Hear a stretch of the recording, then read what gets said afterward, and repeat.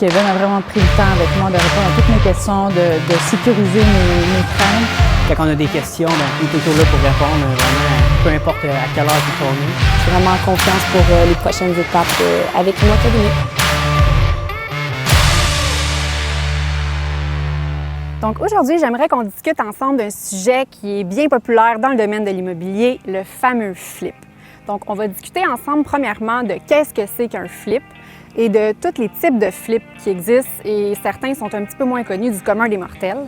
En deuxième temps, on va aussi discuter de l'aspect légal, fiscal et de la fameuse licence de la RBQ. Alors voyons ensemble maintenant qu'est-ce qu'un flip. Un flip, en fait, c'est à la base d'acheter un bien immobilier qu'on va payer sous la valeur marchande, qu'on va pouvoir apporter généralement là, des rénovations, ça peut être plus ou moins des gros travaux, parfois c'est juste un maquillage. Et puis lorsqu'on va revendre notre flip, le but c'est évidemment d'en faire un profit. Il y a plusieurs types de flips. Donc en fait, on peut avoir, comme je viens de vous mentionner, le flip qu'on connaît un peu tout le monde, le plus populaire, qui est le flip rénovation. On a aussi le flip maquillage, qui va être des rénovations un petit peu plus en surface, plancher, peinture, un petit home staging. Des fois, ça suffit pour revendre notre flip à une plus grande valeur. Ensuite de ça, on va avoir aussi le flip conversion en condo. Qu'est-ce que c'est le flip conversion en condo? C'est tout simplement d'acheter une bâtisse, de la rénover et d'aller chercher les permis nécessaires. Évidemment, il faut bien vérifier avec l'urbanisme si on a le droit de le faire.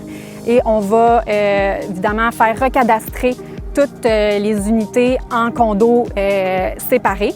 Et on va pouvoir revendre ces unités-là en condo au lieu de le conserver pour faire de la location multilogement. Donc, comme je vous disais, là, c'est juste vraiment important de vérifier avec l'urbanisme à ce niveau-là.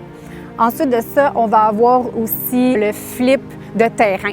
Ce flip-là, dans le fond, c'est le seul flip qui ne nécessite pas votre licence de la RBQ parce qu'on n'effectue aucun travaux. Donc, ça consiste à acheter un terrain qu'on va pouvoir diviser. On va seulement avoir besoin d'un arpenteur, encore une fois de l'urbanisme. Et à ce niveau-là aussi, on va pouvoir revendre les terrains séparément en plus petits lots et faire un profit assez considérable là, généralement. Parfois même, on va voir des gens qui achètent des maisons qui ont un grand terrain. On va conserver la maison, on va séparer le terrain, puis on va revendre seulement la portion terrain et on peut revendre la maison après ça de l'autre côté. Il y a aussi le type de flip qui va être le flip de construction neuve. Donc en fait, ça consiste à acheter un terrain, faire construire par un entrepreneur général en construction neuve. Évidemment, ça vous prend vous-même votre licence de la RBQ pour faire ce genre de flip-là. La même chose, en fait, même si c'était pour des rénovations, ça vous prend toujours votre licence de la RBQ. Et là, ici, dans ce cas-ci, on est dans la construction neuve, donc c'est certain aussi que les travailleurs doivent absolument avoir besoin de leur CCQ. Donc, en fait, c'est ça. On va faire une construction neuve et on va revendre à profit. On sait très bien qu'un terrain seul vaut pas mal moins cher qu'un terrain avec une construction dessus. Donc, le simple fait de faire construire une maison sur un terrain va donner de la valeur au projet. Bref, toute manière créative de faire un profit rapide avec l'immobilier peut être considérée comme un flip. Il y a aussi le flip du multilogement, qui s'apparente beaucoup comme l'optimisation de multilogement, mais la différence, c'est d'avoir l'intention de le rénover pour le revendre à profit. Gardez en tête que lorsque vous faites un flip de multilogement qui est en bas de 5 portes, vous faites un flip de multilogement qui n'est pas considéré commercial. Donc, pour la nouvelle valeur marchande, vous devez absolument faire l'analyse des différentes propriétés selon votre nombre de portes pour définir sa nouvelle valeur sur le marché après votre rénovation, avant de le revendre.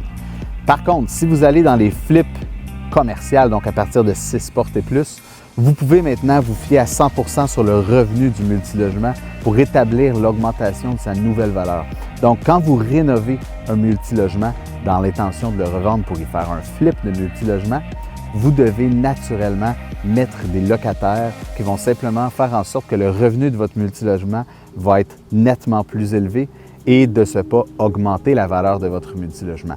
Parce que dans du commercial, que vous changiez la toiture, les fenêtres, le revêtement, oui, ça va avoir un petit impact, mais pas autant que le revenu brut potentiel de l'immeuble après les rénovations. Donc, focalisez dans le commercial sur vos revenus, du multilogement avant de le revendre. Et lorsqu'on le fait avec du 5 portes et moins, focaliser cette fois-ci sur les matériaux, la toiture et surtout les comparables dans la région pour avoir le maximum de votre prix lorsque vous faites le flip du multilogement.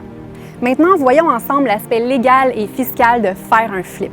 J'entends souvent dire les gens « Ouais, mais moi, on m'a dit que c'était pas légal un flip » ou encore « Ouais, mais on peut juste en faire un ou deux. » En fait, tout ça, c'est complètement faux.